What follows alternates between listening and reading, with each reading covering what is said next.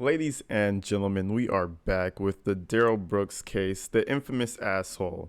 We're actually winding down, and in this area, we're going through a lot of witness testimony. So we wanted to give him the benefit of the doubt.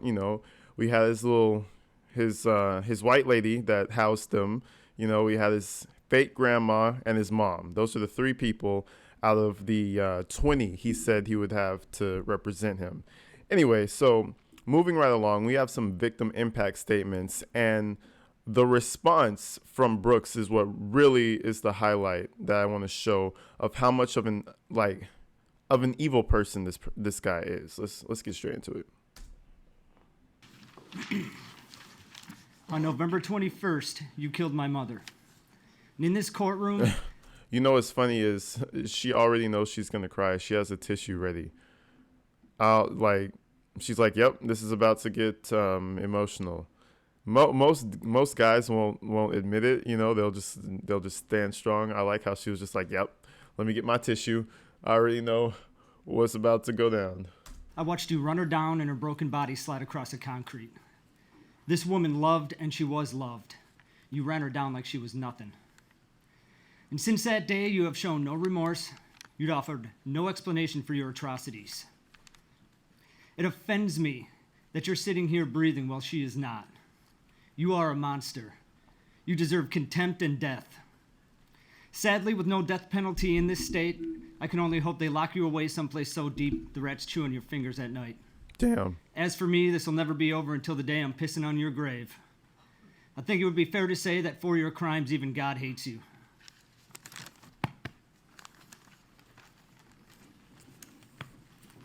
All right, number one, you see how he did that back to him?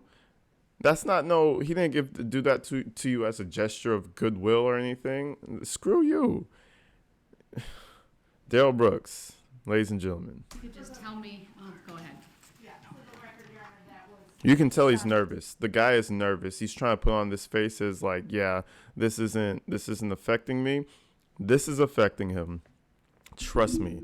Because just the air in the room is just the mood of the room. He knows he's going to jail forever. There's no way of getting out. It's over with. All your stalling is over with.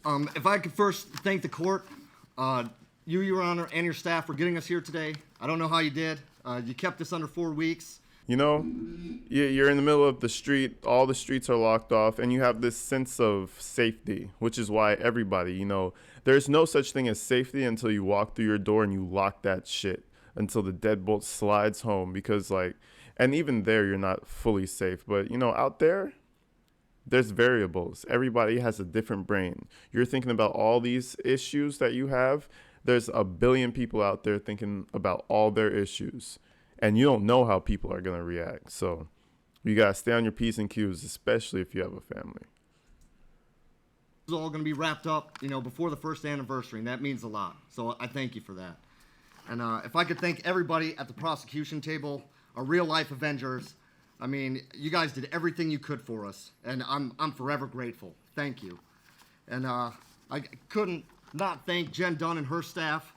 I mean, she took all of us, supported us, made us into a family, and without them, I don't think I could have gotten through this trial.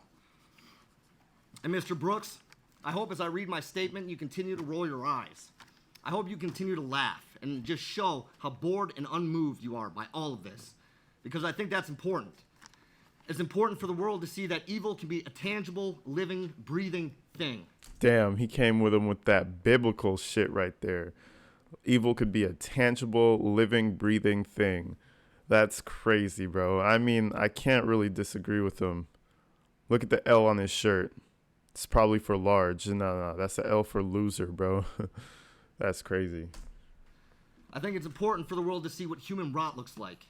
Shit. And to all the survivors, every time he puts his hand on that empty cavity where his heart should be, I hope you all smile, and I hope you take solace in the fact that today is our day.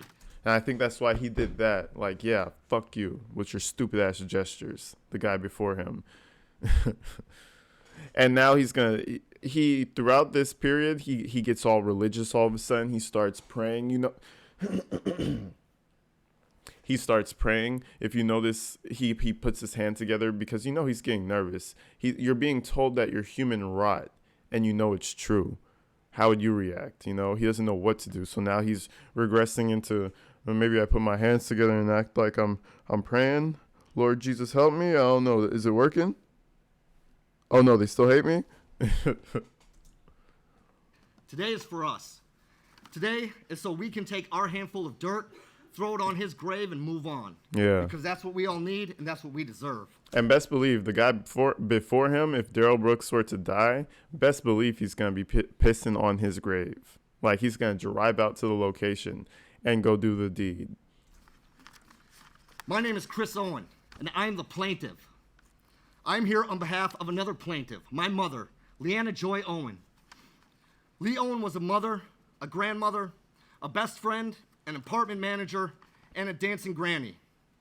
The reason none of the witnesses saw her in this courtroom is because she was executed by a child-killing sex offender. And we are both injured parties. There you go. You have to list the labels how they are. Everybody nowadays want to be all PC about everything. You got to say what's going on, bro. Respect. My whole family is an injured party. To my kids, Lee Owen was nanny. And Nanny spoiled her grandkids every chance she got. On every birthday, she would call and sing happy birthday to their voicemail so they could hear it the first thing in the morning. She went on a tour of my son's summer camp. My grandma, rest in peace. My grandma on my mother's side, she did some stuff like that. When I grew up in Belize, she was in the United States. She was in California. And I never really got to see her like that. You know how you go over to grandma's house like that? My sister, she's a little older than me. They were living in the U.S. at first, so she kind of knew what it was like to go over to grandma's house. But she would do things to make it still feel like she was there. She would call at every big event. She would call, make plans. She would sing certain like happy birthday to you. So I could definitely feel like, and she lived up to her time. But this woman was taken early, so that's even worse. Like, you know what I mean? She danced in the same parades as my youngest daughter. She wanted my oldest daughter to use her car to learn how to drive so she could teach her like she taught me. And all of that has been ripped away. But the defendant's conscience is clear. To my dad, Lee Owen was the love of his life. They met when she was 16, and he taught her how to drive. From that point on, they stayed in each other's lives. And even though they divorced, she was still his best friend. They spent a lot of time together, and she was the only one who could get him out of the house. Now my dad has nightmares of her body flying through the air and shattering against concrete. Damn. But Mr. Brooks' conscience is clear. To my brother and I, Lee Owen was our mother. A mother who, even when she was struggling, was always there for us. She was supportive of us. She always told us how proud she was of us. Growing up, all my friends and my brother's friends knew they were welcomed at our house. When they were in trouble, having problems at home, or just had to get away, she always let them stay as long as they needed to. Fuck, imagine having that type of a childhood. Just everything's groovy, everything's cool. And, you see your mom die in that way. I can't imagine it, bro. Can't imagine it. Like, that's how it ended. That's what's left in your mind as the end to that chapter, caused by him. Now, to not have hate in your heart for this person would be truly remarkable, because I would hate him to every bit of my soul. And I know you're not supposed to hate people, but, if I was able to kill him, I would, what I mean? Like that guy, if it was illegal to just get the gun real quick and ba ba ba, I'm sure he would be on the front line of the firing squad. Frontline soldier. And he does this thing where he's shaking back and forth. That's just to hold himself back. Like, what he really wants to do is walk over there and tear Darrell to pieces, bro. He's rolling his eyes and doing all this bullshit. Let this man right here, this little guy, let this man walk up to him right now. Darrell would get destroyed. He would probably kill him with his bare hands. And for years, every time I came home from the Marine Corps, she got... Oh, God. Oh, no. Oh, forget what I said. He would definitely kill the guy. He's a Marine. He's an ex-Marine. You let this guy off on him as capital punishment. I would pay to see that, bro. Call me weird. friends together so I could see everybody and spend time with them. She was the one that made sure everyone got their Christmas lists out on time. She made the best eggnog I ever had. And she made my grandma's mac and cheese whenever we were together. She recently renewed her passport so she could visit my wife and I in Turkey and travel the world with us. She also Damn. couldn't wait to visit Machu Picchu with my brother. It was Hey, he's one of the smart ones, man. He was like, "Hey, I'm out of this country. I'm going to Turkey. We're gonna do some traveling." Nah, I definitely want to do traveling later on in life, and with my channel, I could do crimes and cover things all over the world. I know I've done a lot of things in the United States, but you guys hit the comment sub. Let me know what you guys want to see more abroad. The UK, Australia, just all the crazy shit. You know what I mean? But yeah, that's definitely a plan, guys. And it's crazy that he was gonna take his mom with him. That's like a beautiful story that just got ruined. But what this guy needs to do right now is the best thing he could do is just get some therapy, talk through it, get those emotions flowing. They'll never go away, but if they're just bottled up in one area, it'll just fester and destroy his life. You know what I mean? So I'm sure he's getting help, but all the victims, all of them need therapy. Not gonna lie. her dream trip. Out of all the places in the world, that was the one place she had to visit before she died. And now the best we can do is lay her ashes there. But Darrell Brooks' conscience is clear. And I believe him. Look at him. Look at him. He's not rolling his eyes right now. After he called him out, what they say is like, you tell me not to do something and I want to do it more. The opposite applies. You tell me to do something, I'm going to want to not do it. You know what I mean? So he's over there just like, what do I do now? I can't roll my eyes. Oh, let's get religious. It's time to get religious, y'all. God, Lord, help me. Yo, God's not looking at you, bro. You should look down and be like, Satan, hey, bro, we about to be bunkies in a little while, G. Don't look up. Look down, bro. Out of everything he said in this courtroom, I believe that is the one truth he told. I mean, how else could he make a witness look at each of his battered friends that he ran over and ask, how do you know who this is? Throughout her life, Lee Owen was a hardworking woman. That's why when she found herself on hard times, she was able to overcome them. Even though it took years, she dug herself out of a deep financial hole so she could live the life she wanted, the life she deserved. And she was in the middle of doing just that on the evening of November 21st, 2021. And I know this is corny and cliche to say, but Lee Owen wasn't 71 years old. She was 71 years young. She was one of the most active people I knew. She just didn't have it in her to sit still. She always had to be moving or doing something, and this often involved people. Hell She was yeah. very social and loved being. Hey, move it or lose it, guys. Move it or lose it. Now, I'm sitting down in this chair for a long time, but other than that, I'm out and about. I'm cooking at work. I'm not working out as much as I should be, but, move it or lose it, y'all. Get up out there. Like, follow the people who last long out here, man. Follow their blueprint. What's the recurring factor? They eat well. They move a lot. They're always moving. They're always doing some shit, Stay moving, guys. Stay active. Movement is life. Not gonna lie. Being around those she cared about, and people loved her back. She had a knack for making you feel good about yourself without even trying, because she always found the good in people. Even when it was to her detriment, it never dissuaded her from helping people any way she could. Without judgment, without demand for repayment or feeling she was owed anything. She did it because she knew it was the right thing to do, and it made her feel good. She accepted people for who they were and made people feel good about themselves. That is what the world lost, and you have the audacity to tell this court that your conscience is clear. I'm sorry, Mr. Brooks. There's not a human with a soul on this planet who could snuff that light out, who could steal Lee Owen from this world and have a clear conscience. Yeah, he knows to shut the fuck That is up why right you hear now. the term monster. That is why you hear the term demon. I saw you that day. It was just after you ran over the Catholics. Now, this is the thing that I really wanted to understand, right? I wanted to know if this was all a panicked accident. Like, yeah, I'm running over people. Oh my God. But it's still all in the panic, and it's not like, it's intentional, but not intentional. You understand what I'm saying, right? Like, you just freak out and you just start doing some shit. Or on the other side, was it malicious? You run over somebody and you kind of like it. And then you run over somebody else and it's like, yeah, fuck that lady. And then you run over the dancing grannies and it's like, yeah, this is fun. I wanted to know if it was more of a panic or an enjoyable thing. And this guy honestly details it the best because he was actually there. Listen to what this man says. I saw you hanging out of the window, looking back with a smile of satisfaction on your face. Now, I don't know if that's true or not, but if that is true, damn. That means this was what they call a terror attack. You know, straight up from home base, from within, civil war.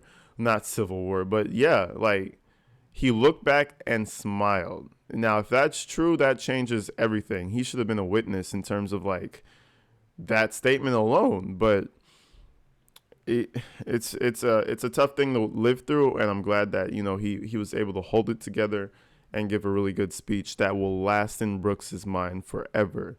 Trust me, he's rolling his eyes and looking unpersuaded.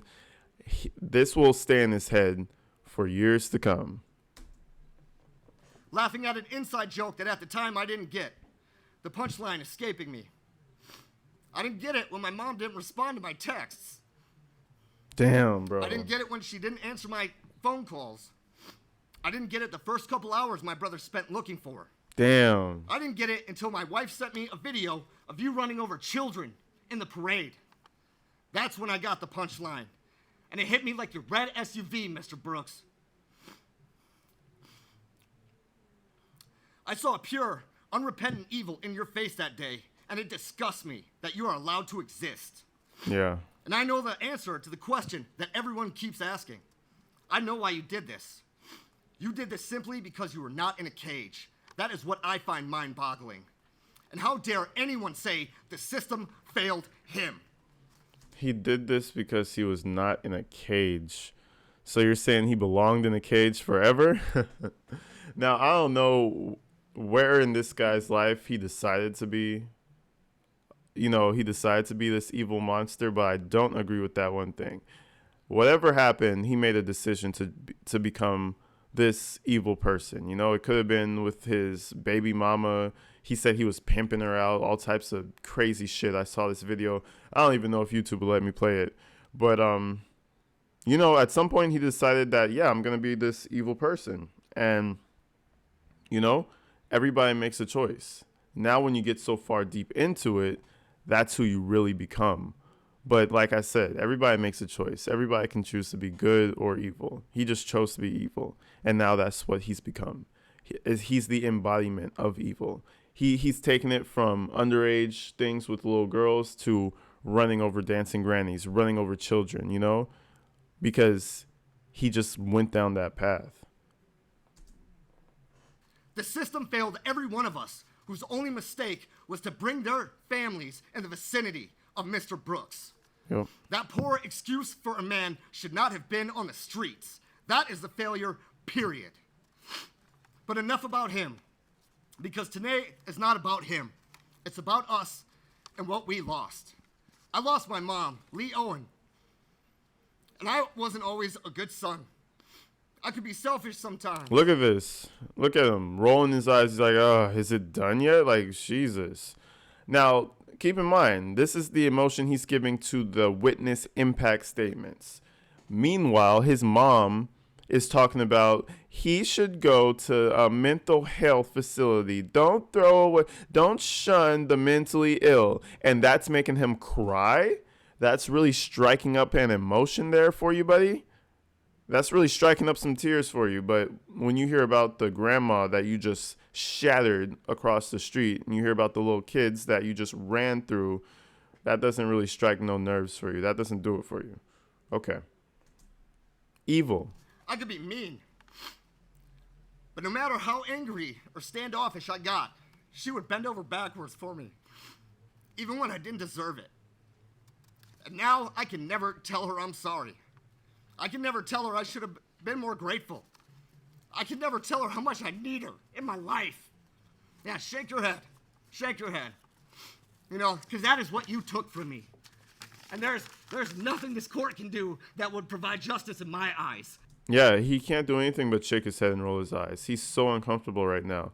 All his crimes are just getting smeared into his face. And he's not, what's the word? He's not like a psychopath, you know, a psychopath who doesn't really understand or doesn't really care in the fact that he took a life, he did this shit, you know. He's not that type of person. He understands, and that's what bothers him so much. And that's why he's fidgeting, and that's why he's doing all this shit, because, you know, your guy's uncomfortable, extremely uncomfortable. So all I ask is that you rot, and you rot slow.